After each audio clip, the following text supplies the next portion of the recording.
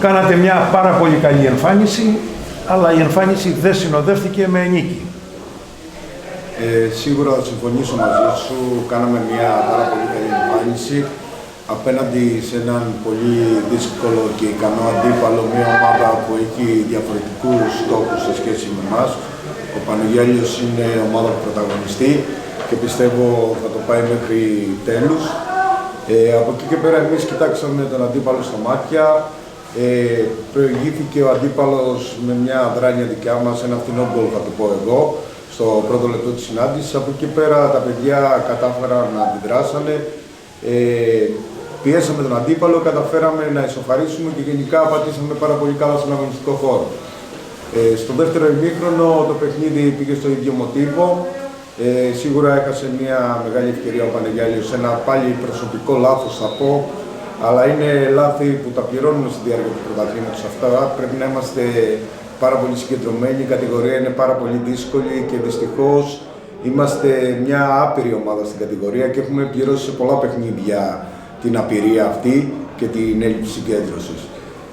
Ήρθε το δεύτερο γκολ, φορτώσαμε παίκτες στην αντίπαλη περιοχή, προσπαθήσαμε με λίγο ανορθόδοξο τρόπο στο τέλος να πιέσουμε τον αντίπαλο. Τελικά δεν πήραμε το επιθυμητό αποτέλεσμα.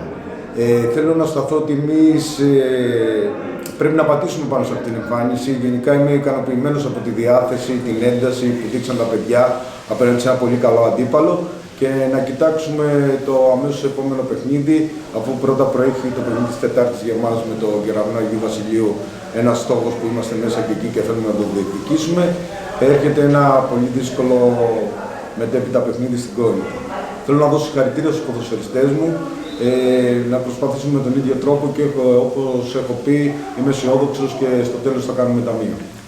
Coach, λάθη επί λαθών, αλλά αποτελέσματα δεν παίρνουμε. Καλή εμφάνιση, αλλά η ομάδα με λάθη δεν είναι κακό να πούμε λάθος. Κατά την εκτίμηση δική μου του τερματοφύλακα, αν δεν γίνει κάποιο λάθος δεν παίρνει γκολ.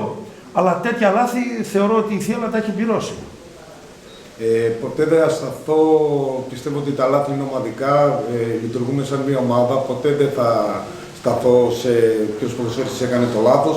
Όλοι φταίμε όταν γίνονται ένα λάθος, με πρώτον εμένα και γενικότερα πρέπει να είμαστε περισσότερο συγκεντρωμένοι αν θέλουμε να πάρουμε και βαθμούς. Χαριτολογώντας πάλι, μ' αρέσει που αναλαμβάνετε και την ευθύνη, αλλά κάποια λάθη είναι προσωπικά και αυτά τα προσωπικά λάθη στοιχίζουν στην ομάδα. Έχουν γίνει επανειλημμένως. Δεν θέλω να απαντήσετε. Κατανοητό. Όχι, δεν θέλω να απαντήσω. Πιστεύω ότι απάντησα. Ο πρώτος που φταίει είμαι εγώ. Εγώ βάζω τους ποδοσφαιριστές. Οι ποδοσφαιριστές υπηρετούν το πλάνο. Απλά και το ποδόσφαιρο, όπως ξέρετε, είστε και έμπειρος δημοσιογράφος, είναι ένα παιχνίδι λαθών. Όποιος κάνει τα λιγότερα λάθη, αυτός παίρνει το αποτέλεσμα. Να είστε καλά. Δεν έπαιξε το γνωστό ποδόσφαιρο που παίζει ο Παναγιάλιος, πήρατε μια μεγάλη νίκη. Ένα σχόλιο. Ναι, νομίζω ότι προηγηθήκαμε πολύ νωρίς στο παιχνίδι. Αυτό το γκολ μας δημιούργησε πιστεύω νευρικότητα στο πρώτο μισάρο, δεν κρατούσαμε καθόλου την μπάλα. Πήγαμε σε ένα άρροχο παιχνίδι και δεν ήμασταν επικίνδυνοι στη μετάβαση εφόσον κρατούσαμε μπάλα. Θεωρώ ότι μετά το 1-1 προσπαθήσαμε να παίξουμε το παιχνίδι που μπορούμε. Βγάλαμε κάποιες εργασίες καλές, χάσαμε κάποια μεγάλα γκολ όπως του Λαθήρη και κάποιες άλλες ευκαιρίες που οι προποθέσεις ήταν καλές. Ακόμα και στο πρώτο ημίχρονο, στο τελευταίο τέταρτο, είχαμε δύο δοκάρια με την κεφαλιά του Κυριαζή και του Καμαρά και ένα γκολ που ακυρώνεται που δεν ξέρω αν είναι φάουλ όντως. Αλλά τέλος πάντων η ομάδα αυτή βγάζει ψυχή, βγάζει μέταλλο.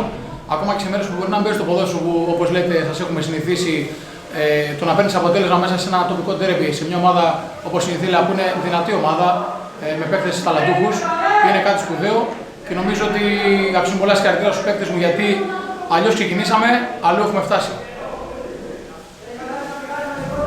Κάτι άλλο. Τώρα με αυτή τη νίκη που κάνατε και την ήττα της ομάδας της Ζακίνθου, η ομάδα αρχίζει να παίρνει τα πάνω της βαθμολογικά. Πάμε για πρωτάθλημα. Δεν θα βάλω αυτό στο ότι πάμε για πρωτάθλημα, θα το πάμε παιχνίδι-παιχνίδι. Έχουμε ξεπεράσει τις προσδοκίες. Αυτό που θέλω είναι να ευχαριστήσω τα παιδιά του ποδόσφαιρου γιατί ο Παναγιάλος είναι μια πολύ μεγάλη ομάδα με μεγάλη ιστορία και αυτό που θέλω εγώ είναι να φέρουμε τον κόσμο στο γήπεδο πάλι και η ομάδα αυτή να έχει υγεία όπως φέτος που πραγματικά τα παιδιά είναι μια παρέα και μια οικογένεια.